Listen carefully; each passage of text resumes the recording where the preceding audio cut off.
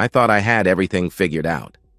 5 years of marriage to Rachel, and I still felt that flutter in my chest when she walked into a room. Not the desperate infatuation of new love, but something deeper, the quiet certainty that I'd found my person, my partner, my future. At 34, I'd built a solid life as a senior project manager at a tech consulting firm. Rachel, 32, worked as a marketing coordinator at a mid-sized advertising agency downtown.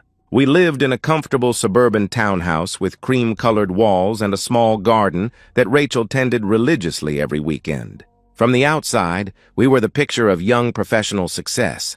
Every morning, I'd wake up to the smell of coffee brewing and find a Post-it note stuck to the machine. "Have a great day, handsome," or "Don't forget, dinner with Mom tonight." Or sometimes just a smiley face with "Love you" scrawled underneath in her messy handwriting. 5 years, and she still left those notes. 5 years, and they still made me smile. We had our routines, our inside jokes, our plans. Rachel would steal bites of my cereal while getting ready for work, claiming her own bowl was too much effort this early, she'd say. I'd leave my coffee mug in the sink instead of the dishwasher just to hear her mock dramatic sighs. Stupid, small things that somehow felt like the foundation of forever. But for 2 years now, there had been a shadow hanging over our perfect little life. We'd been trying to have a baby. It started casually enough, Rachel going off birth control, both of us excited about the possibility. Whatever happens, happens, we told each other. No pressure, no stress, just letting nature take its course.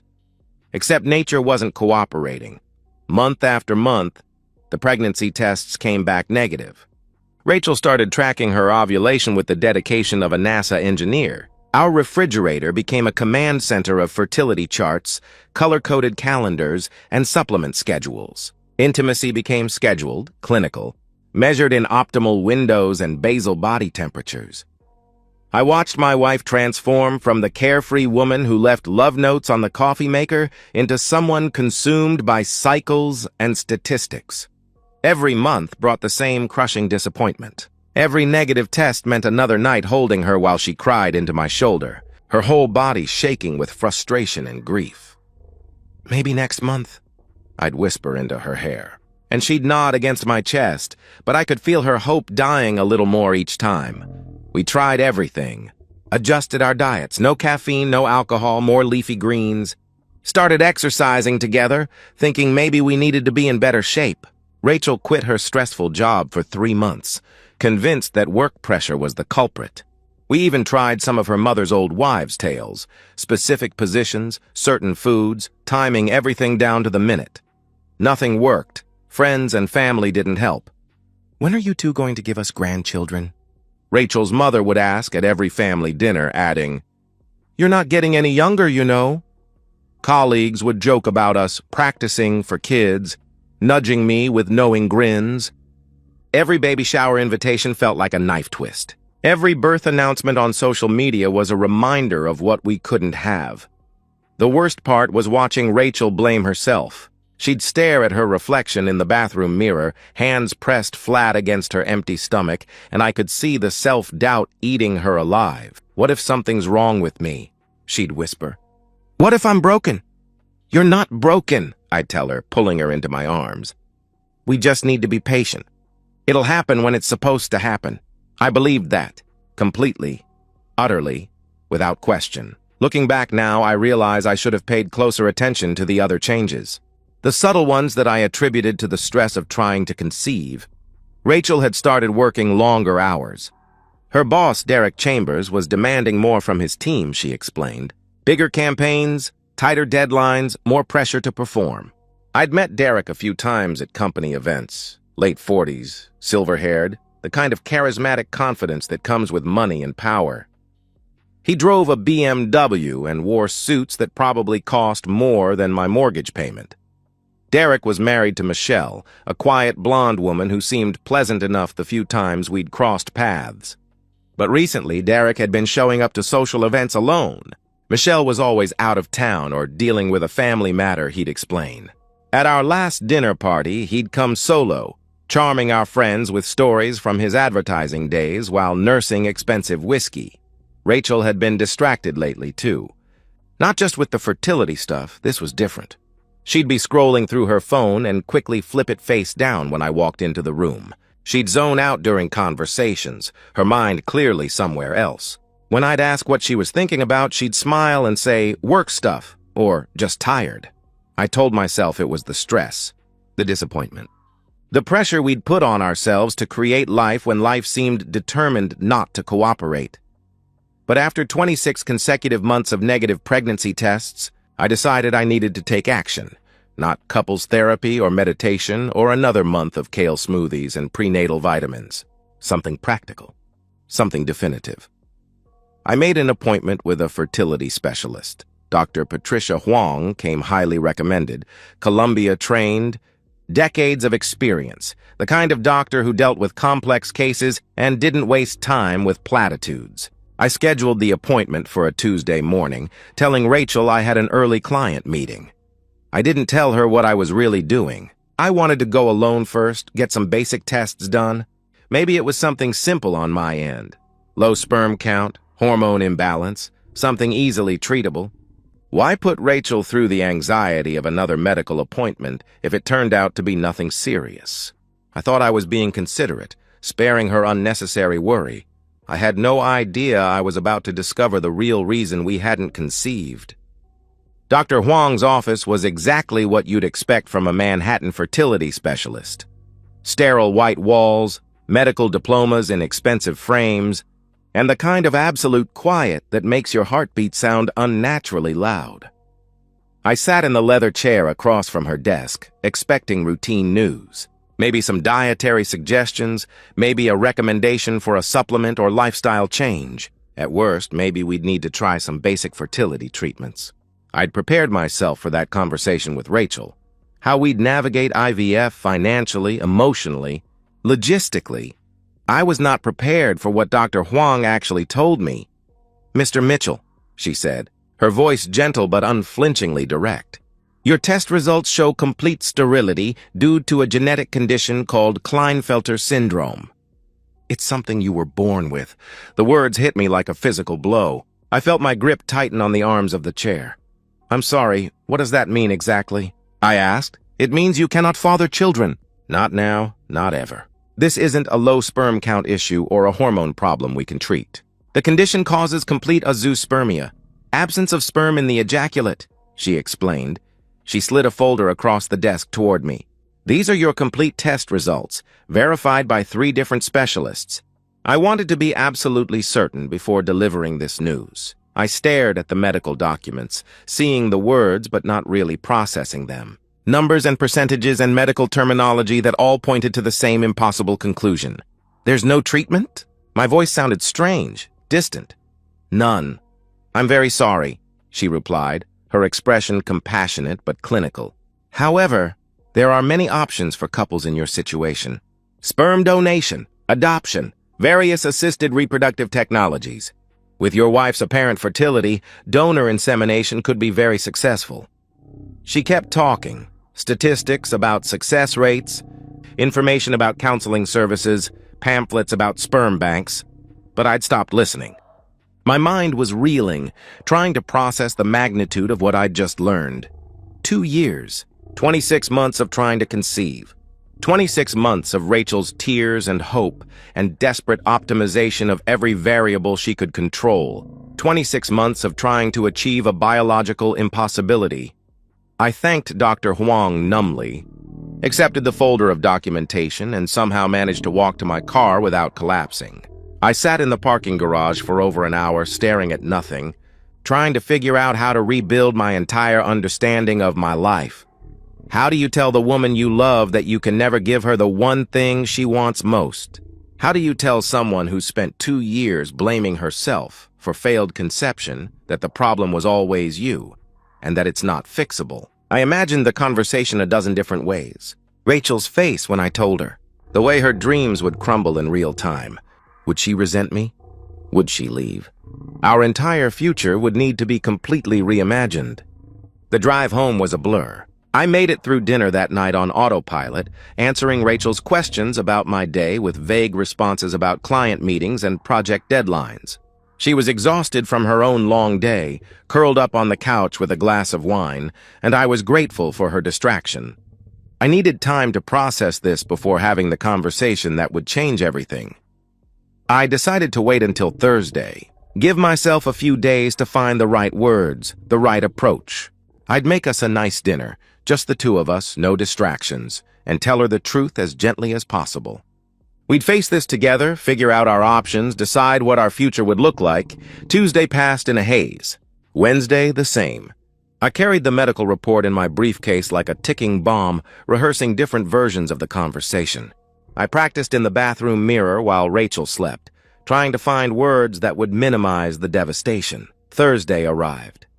I left work early, stopped at the grocery store, picked up ingredients for Rachel's favorite pasta dish.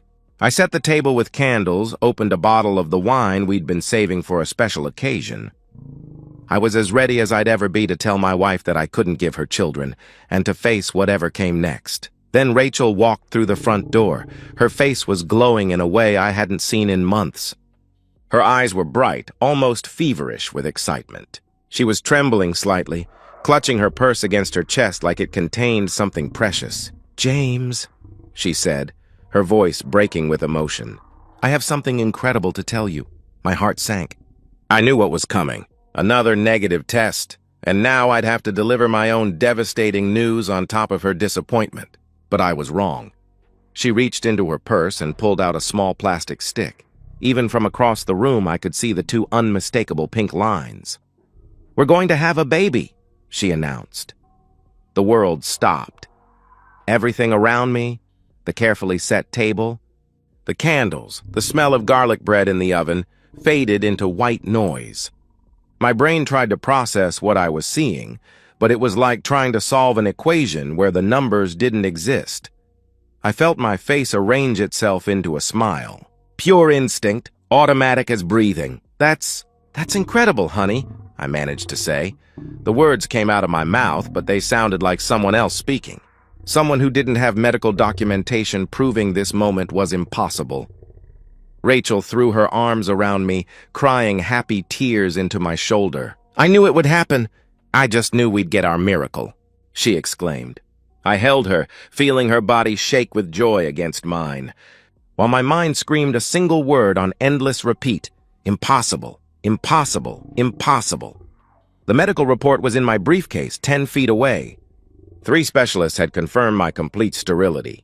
The tests had been run multiple times. There was no margin of error. My wife was pregnant.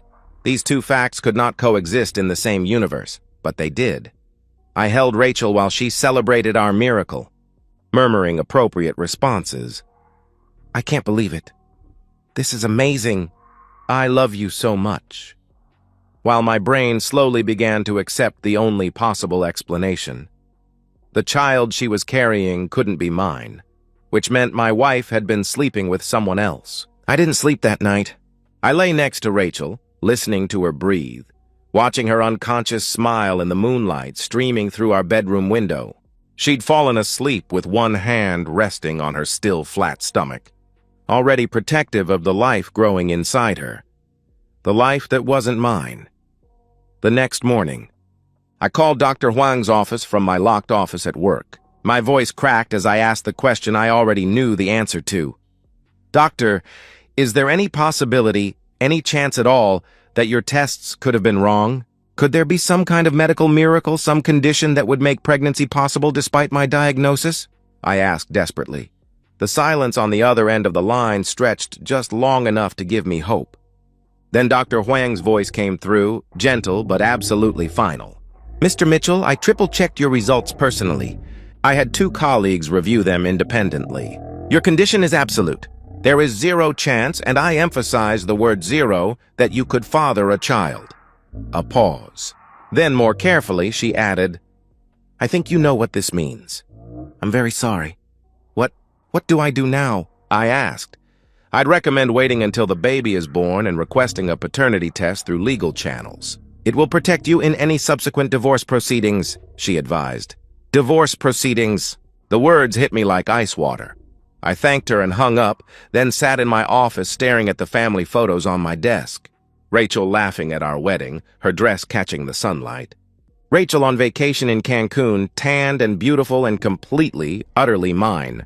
Rachel asleep on our couch with our cat curled up on her chest. My marriage had ended 2 days ago. I just hadn't known it yet. The pain was overwhelming, not just the betrayal, but the complete destruction of everything I'd built my life around. The family I'd dreamed of. The trust I'd thought was unbreakable. The woman I'd loved without reservation for 5 years. All of it was a lie. But underneath the pain, something else began to crystallize. Something colder, more calculating. She was going to let me raise another man's child. She was going to lie to me for the rest of our lives, let me believe I was a father, let me love and provide for a child that wasn't mine. She would have watched me change diapers and attend school plays and teach someone else's kid to ride a bike, and she never would have told me the truth. That level of deception wasn't a mistake. It was sociopathic. I made a decision. I wasn't going to confront her. Not yet. That afternoon, I researched divorce attorneys online. I found Brady Gray, recommended by a colleague who'd gone through a particularly nasty separation. His website was all sharp suits and steel gray backgrounds, the kind of lawyer who fought to win, not to make friends. I told Rachel I had to work late and drove to Brady's downtown office that evening. Brady listened to my story without interruption, examined the fertility report with professional detachment, and nodded grimly when I finished. His advice was strategic and brutal. Don't tell her you know. Don't confront her. Don't give any indication that you're aware of the infidelity. Let her believe you're completely clueless, he instructed. For how long? I asked. Until after the baby is born. Then we'll get a court-ordered paternity test. With your sterility documented and DNA evidence proving the affair, she gets nothing in the divorce. No alimony, no assets, no sympathy from the judge, he explained. What about the baby? I asked. Brady's expression didn't change. Not your child, not your responsibility. You'll owe nothing, financially, legally, or emotionally. He explained the prenup Rachel and I had signed 5 years ago. We'd been young and optimistic, thinking it was just a formality. But the document had a very clear infidelity clause. If either party committed adultery, they forfeited any claim to marital assets. With proof of her affair, she walks away with nothing, Brady said. But only if you don't tip your hand. Only if you wait and let her hang herself. He leaned forward, his expression intense. Can you do that? Can you smile and play the excited father for 9 months while documenting everything? Can you live with this woman, sleep next to her, pretend everything is normal while building the case that will destroy her? I thought about Rachel's face when she'd shown me the pregnancy test. Her joy, her lies, her complete willingness to build our entire future on deception. Yes, I said, I can do that. I signed the retainer agreement that night. Then I drove home and told Rachel how excited I was about becoming a father. I held her, kissed her forehead, told her everything was going to be perfect. Inside, I was already gone. The next 9 months wouldn't be a marriage. They'd be an investigation, a performance, a long, cold preparation for the moment when I'd drop the hammer and watch her world collapse just like mine had. I started a password-protected folder on my laptop that night. I began documenting everything. Bank statements showing my income supporting our household, Rachel's work schedule, every penny we spent. I took photos of Derek Chambers whenever he showed up at company events, saved screenshots of Rachel's increasingly distant behavior. I played the role of excited husband-to-be perfectly. And underneath that performance, I planned, I waited, and I smiled. Playing the part of an excited, expectant father while knowing the child isn't yours is a special kind of torture. Every smile feels like swallowing glass. Every tender moment burns like acid. But I committed to the performance completely. I went to every ultrasound appointment, holding Rachel's hand while staring at grainy images of a child that shared someone else's DNA. I listened to the heartbeat with appropriate wonder, asked the technician questions about development milestones, took photos to share with our families. I painted the nursery a soft yellow, Rachel's choice, since we wanted to be surprised about the gender. I spent 3 hours assembling the crib, following the instructions with meticulous care, while imagining that I was setting up an elaborate trap, piece by piece. I rubbed Rachel's feet when they swelled. I made midnight runs for ice cream when her cravings hit. I attended birthing classes and practiced breathing techniques, the instructor praising what a supportive partner I was. Every act of kindness was a lie. Every "I love you" tasted like poison in my mouth, but I documented everything methodically. I kept detailed spreadsheets of our finances, showing clearly that my income supported our household entirely. I noted every time Rachel seemed distracted, every instance where she quickly hid her phone screen when I entered a room, every moment that felt off. And I started noticing Derek Chambers everywhere. He began showing up at our house with increasing frequency, always with plausible reasons, dropping off work documents, checking on Rachel's workload during her pregnancy, making sure the team wasn't overwhelming her. Always without his wife Michelle, who was perpetually busy or out of town, he'd claim. I'd invite Derek in, offer him a beer, make small talk about sports and the housing market. I watched his eyes linger on Rachel when he thought I wasn't looking. I watched Rachel's body language shift when he was around, a subtle electricity that she tried to suppress but couldn't quite hide. Derek thinks this campaign approach would work better, Rachel would say over dinner, then catch herself and change the subject. She mentioned him constantly, Derek's opinions, Derek's suggestions, Derek's insights about everything from work to parenting books. I smiled and nodded and filed every detail away. Brady Gray and I met monthly at his office. His team was building an airtight case, financial records, timeline documentation, medical evidence. We were preparing for war, and Rachel had no idea she was about to become a casualty. The baby showers were particularly excruciating. Rachel's friends and family gathered to celebrate, bringing gifts and advice and congratulations. I accepted their gratitude for giving Rachel such happiness, listened to speeches about what wonderful parents we'd be, cut cake decorated with baby booties and rattles. Rachel's mother pulled me aside at the largest shower, tears in her eyes. "Thank you," she whispered, "for making my daughter so happy." She's glowing. "This baby is such a blessing," I hugged her tightly. "She means everything to me," I said, and it was true. She had meant everything. Before I discovered what she really was, the nights were the worst. Rachel would fall asleep easily, exhausted by pregnancy, while I lay awake staring at the ceiling. Sometimes the rage would build until I had to leave the bedroom, go downstairs, pace the living room until I could breathe normally. Other times, it was just profound sadness, mourning the woman I'd thought I married, the life I'd thought we'd build together, the man I'd been before learning that love and trust could be demolished so completely. But I never broke character. Not once. The pregnancy progressed into the third trimester. Rachel was excited, nervous, nesting with increasing intensity. She talked constantly about our baby, our family, our future. Each time I smiled and agreed, while mentally adding these moments to my growing catalog of her lies. 3 weeks before the due date, Derek showed up at our door again. Rachel seemed surprised, almost panicked for a brief moment, but quickly recovered. I was in the neighborhood, Derek claimed, and wanted to drop off a baby gift.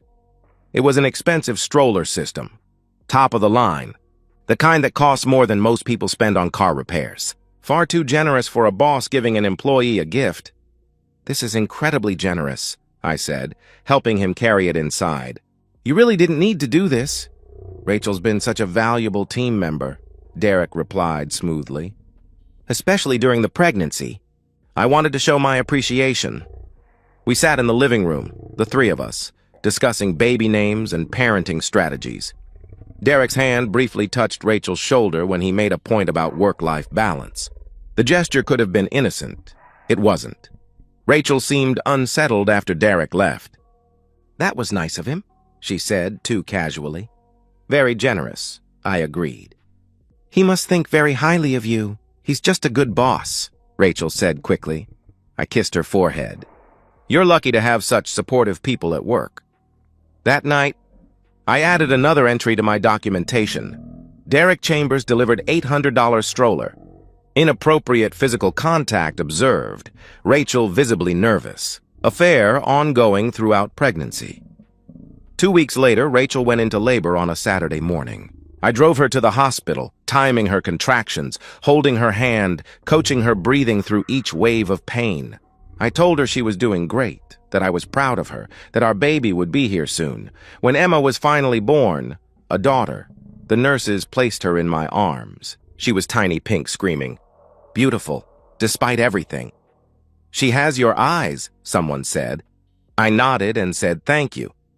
Brady had already arranged for the DNA test through the hospital's laboratory. Results would be available within 48 hours.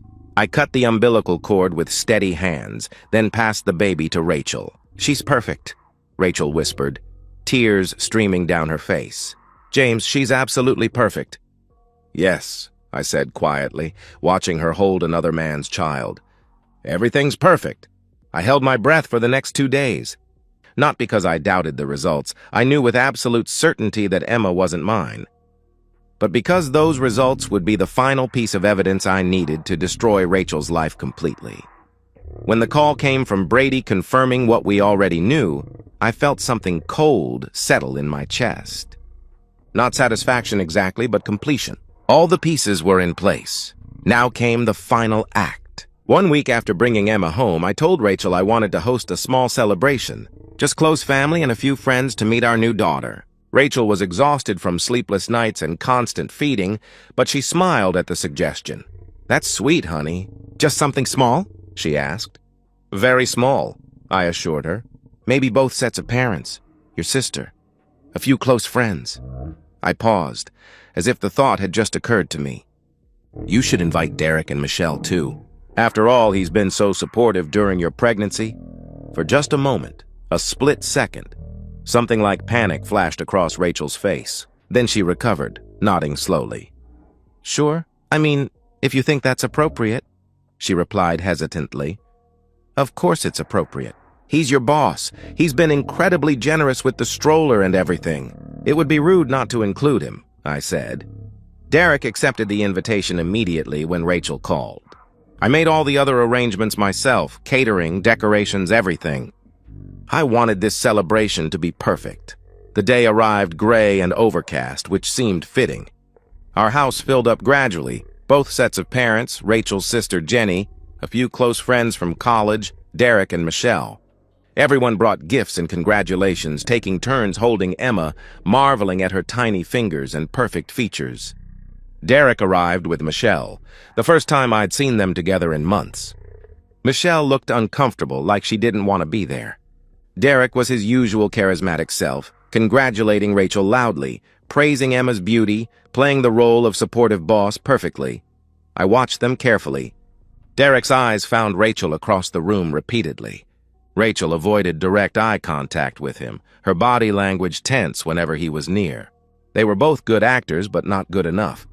After an hour of small talk and cooing over the baby, I stood up and tapped my champagne glass with a fork. The room quieted, conversations trailing off as people turned to look at me. Rachel smiled at me from the couch, tired but happy, probably expecting a sweet speech about fatherhood and gratitude. "I want to say something," I began, my voice calm and steady. 5 years ago, I married the woman I thought would be my partner for life. 2 years ago, we started trying to have a baby together. People nodded, smiling. This sounded like a normal gratitude speech. 9 months ago, Rachel told me she was pregnant. It was supposed to be our miracle, I continued, letting the word hang in the air for a moment. And I was so happy. We'd tried for so long. Rachel's smile started to falter. Something in my tone was wrong. But 10 months ago, a month before Rachel told me she was pregnant, I visited a fertility specialist. Dr. Patricia Huang, I explained, pulling a folder from the coffee table beside me. Because I wanted to know if there was a problem on my end, something we could fix. The room was very quiet now. Rachel had gone pale. The results were definitive, I stated, my voice remaining perfectly steady. I have a genetic condition called Klinefelter syndrome. Complete sterility. I cannot father children. It's medically impossible, Rachel's mother gasped softly. My father leaned forward, confused. I pulled copies of the medical report from the folder and handed them to both sets of parents. Here's the documentation, certified by 3 separate specialists. You can read it yourselves. James, what are you... Rachel's voice was shaking. Why are you doing this now? Because I want everyone here to understand what happened next, I replied. After Emma was born, I requested a DNA test, court-certified, processed through the hospital laboratory. I looked directly at Rachel, and my voice cut through the silence like a blade. I am not Emma's father. The room exploded. Rachel's mother made a strangled sound. Her father's face turned crimson with rage. Michelle Chambers stood up abruptly, her wine glass falling to the floor and shattering. That's not... Rachel was crying now, shaking her head frantically. James, please, we need to talk about this privately. No, Rachel's father roared, his voice making everyone jump. Who is it? He was on his feet, scanning the room with murder in his eyes. Who destroyed my daughter's marriage? Rachel was sobbing, unable to speak. Everyone was staring, my parents in shock. Rachel's sister with her hand over her mouth. Friends looking at each other in horror. I turned slowly to Derek Chambers, who had gone completely white and was edging toward the door. Would you like to tell them, Derek? My voice was quiet, deadly calm. Or should I? Michelle Chambers put it together first. Her head snapped toward her husband, realization dawning across her face like a brutal sunrise. You son of a bitch, she breathed. You got her pregnant? Michelle, I can explain, Derek stammered, backing away. How long? Michelle's voice was rising to a scream. How long have you been f***ing her? Rachel's father didn't wait for an answer. He crossed the room in 3 strides, and his fist connected with Derek's jaw with a sickening crack. Derek went down hard, crashing into a side table. Picture frames and decorations flying, everywhere. Rachel's father kicked him in the ribs, before my own father and Jenny's. Husband could grab his arms and pull him back. You destroyed my daughter's marriage! He was screaming, struggling against the men holding him. You piece of shit! I'll kill you! Derek scrambled toward the door, blood pouring from his nose. Michelle chased after him, screaming about lawyers and taking everything in the divorce. Emma woke up and started crying. Rachel was hysterical now, barely able to form words through her sobs. It was a mistake. It only happened a few times. I prayed the baby might still be yours, James, she cried. A few times? I asked, my voice cutting through the chaos. How long, Rachel? She could barely speak. A year. It started about a year ago. Her mother looked like she'd been physically struck. Rachel Marie, what have you done? She whispered, I love James. Rachel screamed, her face blotchy with tears and snot. Derek meant nothing. It was just, I don't know why I did it, but I love you. She reached for me desperately. I stepped back. Then why did you keep seeing him? Why did you let him come to our house? Sit on our couch? Why did you let me believe for 9 months that I was going to be a father? Rachel had no answer. Just broken sobs. I pulled out one final document. Divorce papers were filed 3 days ago. I've provided all evidence to my attorney, the sterility report, the DNA test, financial records proving my support of this household, documentation of your ongoing affair. You'll receive nothing in the divorce. No alimony, no assets, no claim to this house or my income. The prenup we signed has a very clear infidelity clause. James, please... Rachel reached for me again. I stepped back further. Don't touch me! You're not my wife anymore. That baby isn't my daughter. You made your choices. Now live with them. I turned to Rachel's parents, who looked devastated and broken. I'd appreciate if you'd take your daughter and the child to your house. I want them gone within the hour. Rachel's mother was crying silently. Her father looked like he'd aged 10 years in 10 minutes, but he nodded slowly. We'll take her, he said quietly. James, I'm so sorry. I'm so goddamn sorry, I didn't respond. I walked to the front door and opened it wide. Everyone who doesn't live here needs to leave. Now, I announced. The exodus was swift and silent. Friends gathered purses and coats without making eye contact. My parents hugged me briefly, my mother whispering, I'm so sorry. Honey, before leaving, within 2 hours. The house was empty except for Rachel's sobbing in the bedroom while her mother packed essentials and baby supplies. Rachel herself was too hysterical to function. Her father practically carried her to the car. You'll regret this! Rachel screamed from the driveway, her voice raw and broken. You're abandoning your daughter! I looked at her one last time through the open doorway. Her face was swollen and red, her hair a mess, her whole body shaking with rage and grief. "She's not my daughter," I said quietly. "She's Derek's problem now." I closed the door.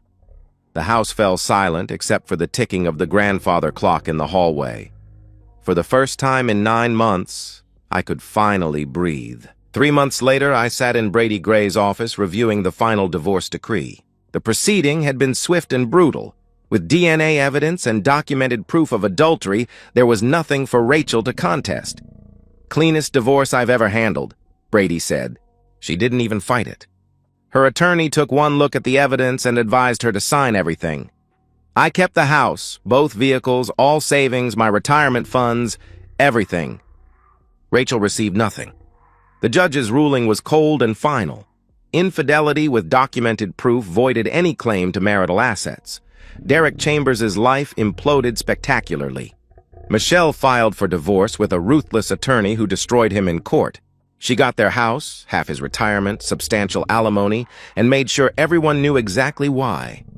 Derek's reputation in advertising was finished. Betrayal this public meant career death. He was quietly forced to resign. Rachel filed for child support. Derek fought it initially, but DNA evidence is definitive. He was ordered to pay, though his reduced income meant far less than Rachel expected. He refused any other involvement in Emma's life. Heard these updates through mutual acquaintances, distant news about strangers. Liv's Rachel moved back with her parents and Emma. The dynamic was toxic. Her father barely spoke to her, still furious. Her mother helped with the baby out of obligation rather than joy, grandmother's love tainted by disappointment. Rachel's social circle evaporated. Friends stopped calling after the scandal. She'd become a cautionary tale, the woman who destroyed her perfect marriage for a meaningless affair. I sold the townhouse within 6 months. Too many memories haunted those rooms. I bought a downtown condo instead, modern, clean, no history. Starting over. Therapy helped immensely. Dr. Sarah Chen specialized in betrayal trauma.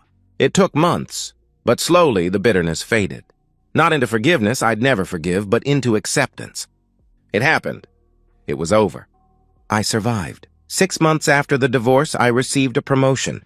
Senior director, significant raise, corner office. For the first time in over a year, I felt genuine pride. My boss pulled me aside. "You've been through hell, James. You could have let it destroy your career. Instead, you showed up every day and did exceptional work. That takes real strength," he said. I reconnected with old friends, joined a hiking group, started playing tennis again. Slowly, I remembered who I'd been before Rachel. At a networking event, I met Lauren Chen, a software architect. When she mentioned her recent divorce after her ex-husband's gambling destroyed their finances, I said quietly, "I understand what that's like." We talked for hours about betrayal and recovery. She didn't pity me. She understood.